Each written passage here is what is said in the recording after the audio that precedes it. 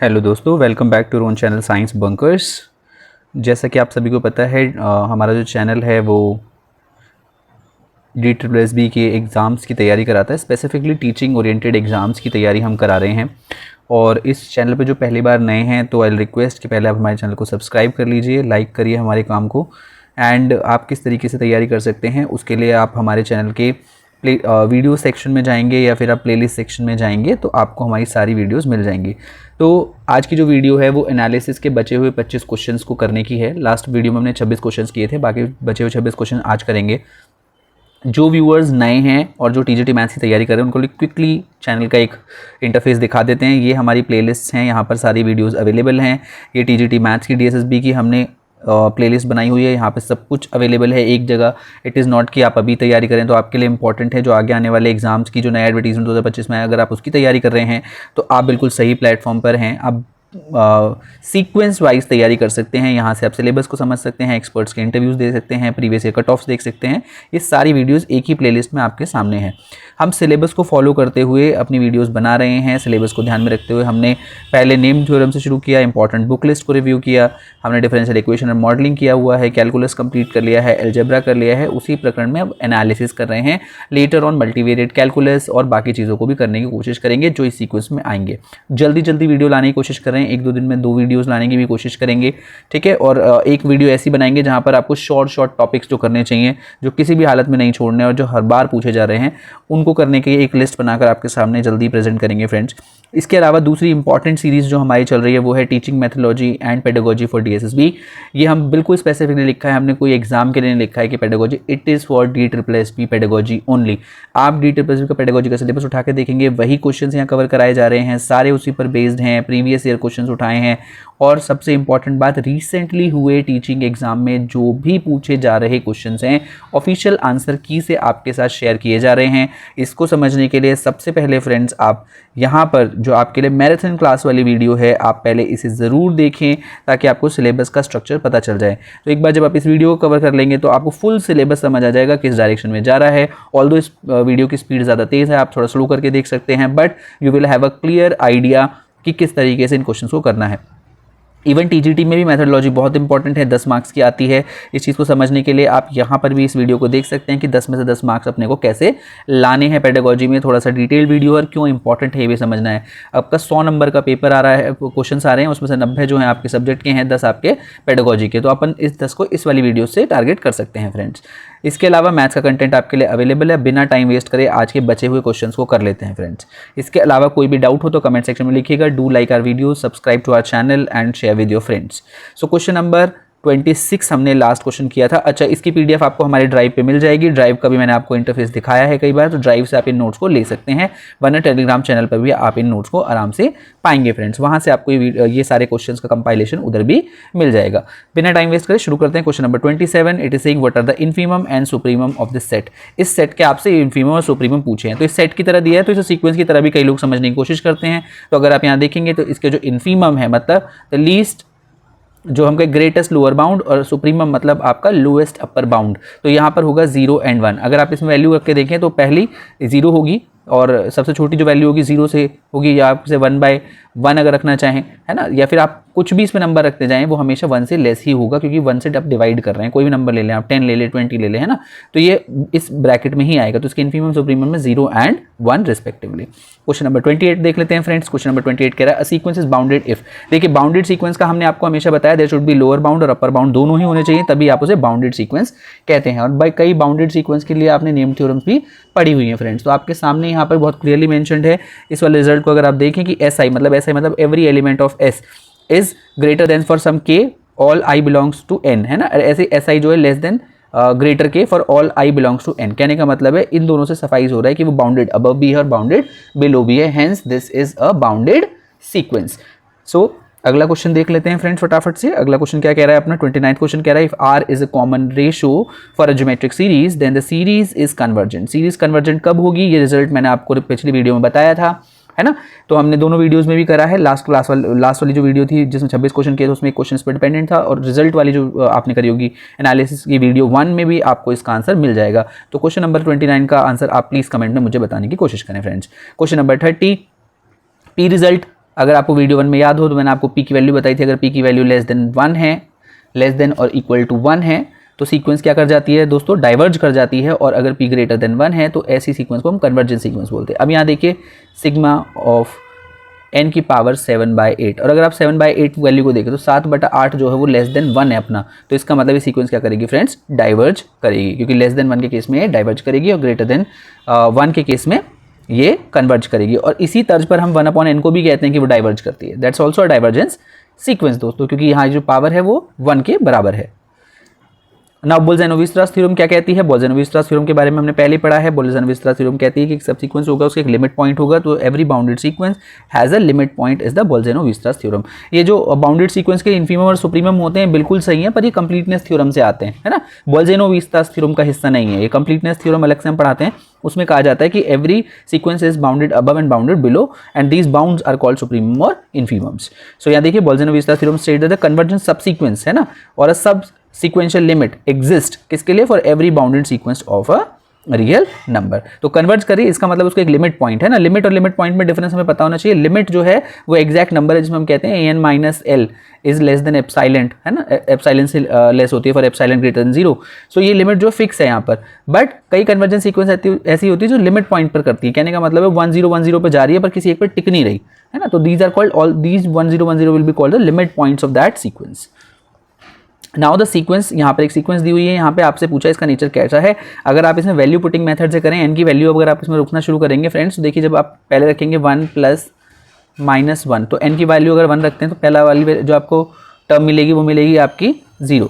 Second ऐसी अगर आप इसकी वैल्यू 2 रखते हैं तो आपको मिलेगा 2, तो ऐसे बढ़ती जाएगी। तो आप पाएंगे कि it is to be noted, यहाँ पे क्या है, इट्स ऑसिलेटिंग, है ना, finitely if it is bounded but neither converge और डाइवर्ज। तो ये ऑसिलेटिंग मिलेगी आपको, ऑसिलेटिंग इनफाइनाइटली नहीं मिलेगी, ऑसिलेटिंग फाइनाइटली, क्योंकि जब आप इसकी वैल्यूज को देखते जाएंगे रिपीटेड वैल्यूज आपको मिलेंगी, है ना। ये बनेगी, देखो पहले 2 मिल गया, अगर आप क्या रखेंगे इसे, यहाँ पे मैं क्या रखा 1 - 1 की पावर अगर मैं स्क्वायर कर दूँ, है ना, तो ये आपको मिलेगा, ये पॉजिटिव आ जाएगा, 1 + 1 2 आ गया। अब अगली वैल्यू देखिए 1 + -1 की पावर अगर आप 3 रखें तो कोई फर्क तो पड़ने वाला नहीं है, और फिर से 0 आ जाएगा, तो 0 2 0 2 0 2 0 2 ऐसे ही सीक्वेंस आपकी बनती चली जाएगी।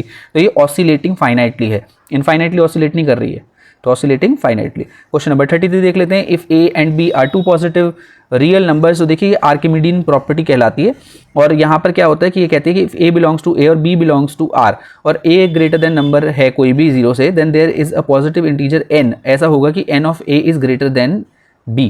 तो यहाँ पर n of a is greater than b for certain positive integer. Positive integer का रोल बहुत जरूरी है, n जो है यहाँ पर n पॉजिटिव होना चाहिए, इंटीजर नहीं हो सकता, यहाँ पे लेस देन भी नहीं होगा, और यहाँ पर इंटीजर फिर से वर्क नहीं करेगा, तो पहला आंसर इसका करेक्ट होगा, आर्किमिडियन प्रॉपर्टी।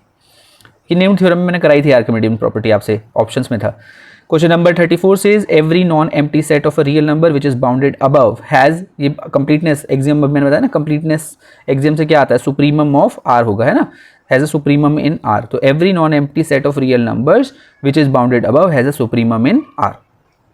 क्वेश्चन नंबर 35 देख लेते हैं। Image of a closed end bounded interval under continuous map is obviously close and bounded होगी, है ना। इमेज कैसी होगी, क्लोज एंड बाउंडेड इंटरवल पे क्लोज एंड बाउंडेड ही होगी फ्रेंड्स।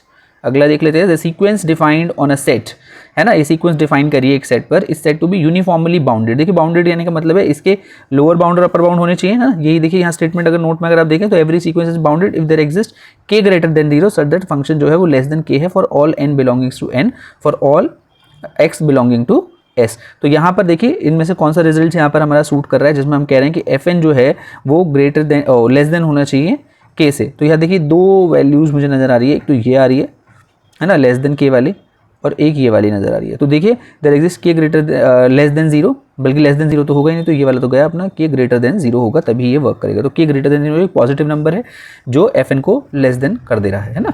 अगला क्वेश्चन लिख रहे हैं 37, द सीरीज सिग्मा -1 की power n dot n where n belongs to this. इसका दोस्तों आप बताइए, वैल्यू पुटिंग मेथड से आप इसे आराम से कर सकते हैं, दूसरे से लेबनीज टेस्ट से भी कई लोग करते हैं, क्योंकि ये -1 वाली फॉर्म जो होंगी ना लेबनीज टेस्ट पे जाएंगे, क्योंकि हमारा फोकस इस पे हो जाता है। तो इसके बेसिस पर आप बताते हैं कि सीक्वेंस कन्वर्जेंट होगी या डाइवर्जेंट। तो यहाँ पर आप देखेंगे इट इज़ नॉट डाइवर्जेंट, क्योंकि ये कन्वर्ज नहीं करेगी, जैसे डाइवर्जेंट सीक्वेंस है एक तरीके से।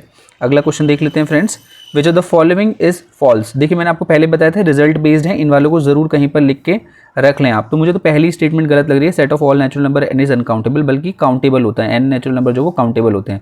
Real number r is uncountable, बिल्कुल सही है। Set of natural number n is countable, ये भी करेक्ट है। Close interval this is uncountable. इस पे बेस्ड प्रीवियस वाली जो सेकंड वीडियो थी उसमें हमने किया था रियल एनालिसिस में कि 0 से 1 जो इंटरवल है वो अनकाउंटेबल होता है फ्रेंड्स। अगला देख लेते हैं, an ने आपको एक सीक्वेंस दी है, then which is true about an। इस सीक्वेंस को जरा ध्यान से देखिए तो आप यहाँ पर पाएंगे इसके लिमिट पॉइंट्स हैं a के, जो मैंने आपको थोड़ी देर पहले बताया था। देखिए क्लटरिंग हो रही है 1 0 1 0 पर ना, यहाँ पे क्लटरिंग होना शुरू हो गई। सीक्वेंस -1 3 1 इससे शुरू हुई और कहाँ जाके रुक रही है, 1 0 1 0 पे आने लगी है। तो लिमिट पॉइंट आ गए हैं इसके, क्या आ गए हैं, 0 एंड 1, ये दोनों इसके लिमिट पॉइंट्स हैं फ्रेंड्स। अगला क्वेश्चन देख लेते हैं, an is convergent series of positive terms, then an upon में 1 प्लस an इज, इसके बारे में पूछ रहे हैं कैसी होगी। तो दोस्तों ये वाली आपकी कन्वर्जेंट सीक्वेंस होगी फ्रेंड्स, ये होगी आपकी कन्वर्जेंट होगी। देखिए यहाँ पे से इस तरीके से लिखा है कि अगर an कन्वर्जेंट है तो वो आपसे पूछ रहे हैं कि an अपॉन में 1 प्लस an का रिजल्ट क्या होगा। तो इस केस में ये वाली भी कन्वर्जेंट होगी बिकॉज an आपकी कन्वर्ज कर रही है। जब आप इसे देखेंगे तो आप पाएंगे कि an प्लस 1 जो है वो एक्स्ट्रा है, वो लेस देन हो जाती है an से, तो उस सेंस में ये कन्वर्जेंट कहलाएगी, क्योंकि बाउंडेड अबव आपको इसकी मिल जाएगी बाउंडेड। इस वाले सैंडविच थ्योरम के रिजल्ट आप इसे कर सकते हैं। इफ an, यहाँ पे an आपको दिया हुआ है, क्या दिया है, an आपको दिया है 2 की power -n into n square, then the limit an as n tends to infinity. इसका आंसर आप मुझे कमेंट सेक्शन में बताइए। आप इसमें वैल्यू पुटिंग मेथड से भी कर सकते हैं। अगर आप यहाँ ध्यान से देखें तो ये कुछ ऐसी फॉर्म बन रही है, n स्क्वायर अपॉन में 2 टू द पावर n। इसके लिए आप थोड़ी सी वैल्यूज निकालना शुरू करेंगे ना, 1 2 1 2 1 2 1 2 रख के करेंगे। जैसे 1 रखेंगे तो पहली वैल्यू आएगी आपकी 1/2 आ जाएगी ना। सेकंड वैल्यू रखेंगे तो देखिए आपके आएगा 2 स्क्वायर अपॉन में 2 विच इज़ 2 आ जाएगा। अगला देखिए क्या आएगा, 2 की पावर अगर 3 रख रहे हो, नीचे क्या रख रहे हैं 2 की पावर 1, है ना। तो उस हिसाब से देखिए आप यहाँ पे इसे क्वेश्चन को जैसे ही सॉल्व करेंगे तो आपको ये जीपी की फॉर्म में नजर आएगी, और फिर आप इसे मुझे आंसर करने की कोशिश करिए कि किस तरीके से आप इसे करेंगे। तो यहाँ पर n, अगर यहाँ पे आपने कितना, सॉरी यहाँ n आप क्या हो गया 3, और 3 की पावर आपने कितना लिया, सॉरी 3 का स्क्वायर है यहाँ पर, ठीक है, और नीचे आपका आ गया 2 की पावर 3। तो इस तरीके से आप जब इसे सॉल्व करने की कोशिश करेंगे आपको दिखेगा 1/2 आप इस तरीके से कॉमन ले सकते हैं, और उसके बेसिस पर आपको ये जीपी फॉर्म थोड़ी सी नजर आएगी। तो आप प्लीज़ इसका मुझे आंसर करने का कोशिश करें कमेंट सेक्शन में कि 41 किस तरफ जाएगा as n tends to infinity friends. अगला क्वेश्चन देखते हैं 42, इंटरेस्टिंग क्वेश्चन है, आपकी इन्फीमम सुप्रीमम के अंडरस्टैंडिंग के बेसिस पर है। तो आपसे पूछा है कि s इक्वल्स टू 0 1 है इंटरवल, और t जो है 0 से 2 इंटरवल है, then there which is true. तो आपसे ये सब आपको निकालना है। तो पहले तो आपको इसका दोनों सेट्स का पहले सुप्रीमम और इन्फीमम निकालना है। तो पहले बताया कि s का जो इन्फीमम है, इन्फीमम ऑफ s क्या है 0, इन्फीमम ऑफ t क्या है 0, सुप्रीमम ऑफ s क्या है 1, सुप्रीमम ऑफ t क्या है अपना, ये भी आपका 2।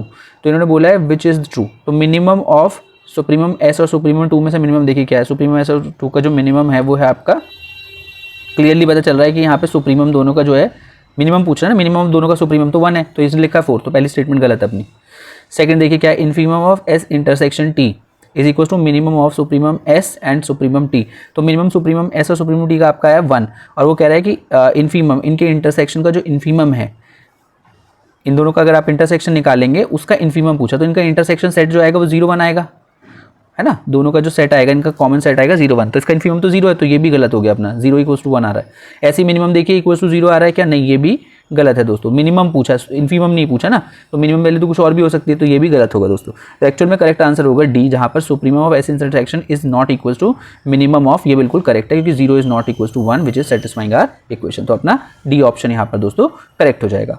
अगला क्वेश्चन देख लेते हैं 43rd क्वेश्चन हमारा क्या कह रहा है। 43rd कह रहा है let S be a infinite subset of R such that S intersection S is equals to 5 which of the following statement is true. तो इसका स्टेटमेंट होगा R divide of S must have a limit point which belongs to S। These are standard result, ही पता होने चाहिए। इन topology के 1-2 questions भी हमने उठा लिए हैं। कैंटोर सेट के आपको डेफिनेशन पता होनी चाहिए।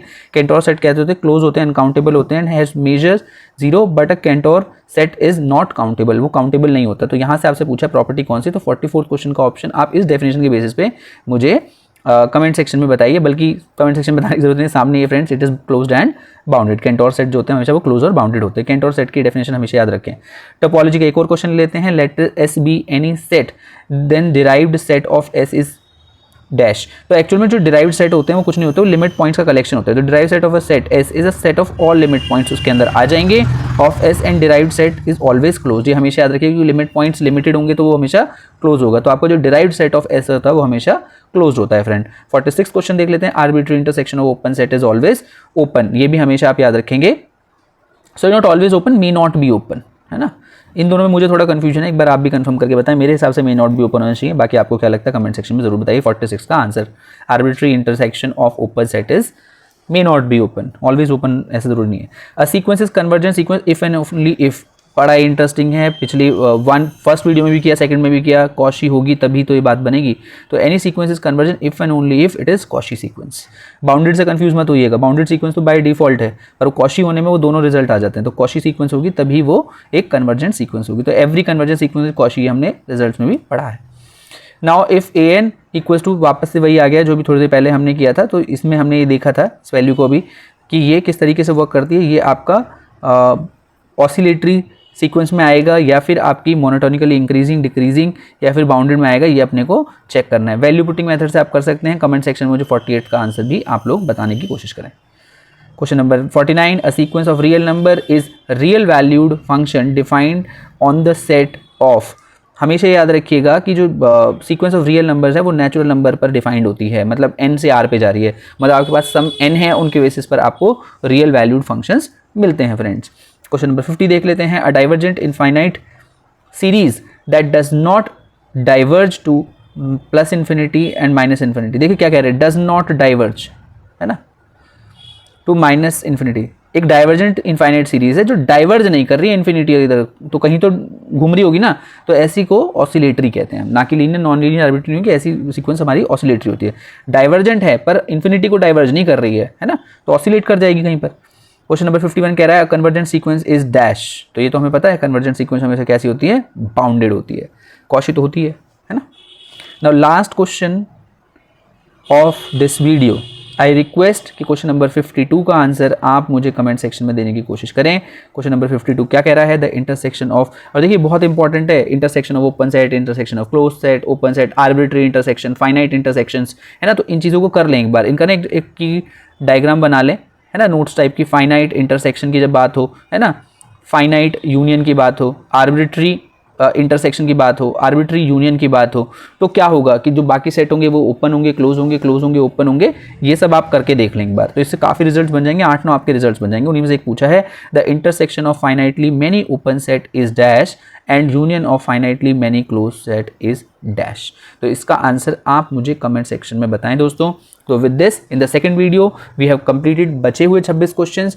सो आपसे रिक्वेस्ट है, इन 50 क्वेश्चंस एक्चुअल में लिखा हमने वीडियो के थंबनेल में 50 है, पर टोटल हमने 52 क्वेश्चन ऐसे कर लिए हैं और ये straight away previous year paper से उठाए हैं। हर एक पेपर में कहीं भी 2 सवाल थे, किसी में 4 सवाल थे, किसी में 5 सवाल थे। तो अब ये मान के चलिए सीक्वेंस एंड सीरीज पे लगभग 4 से 5 सवाल बार बार आपसे पूछे जा रहे हैं। हल्के में मत लीजिए इस यूनिट को, बिल्कुल प्रिपेयर करिए, very important, equally important. So all the very best. अब अगली यूनिट उठाएंगे बहुत जल्दी और आप लोगों से रूबरू होते हैं। All the very best till then, अपनी तैयारी जारी रखिए दोस्तों, और all the very best to your all of you. और मेहनत करते रहिए, वही आपका टिकट टू रिस्पेक्ट है। मैं बार बार कह रहा हूँ, मेहनत ही आपको आपका सिलेक्शन दिलवाएगी। All the very best friends.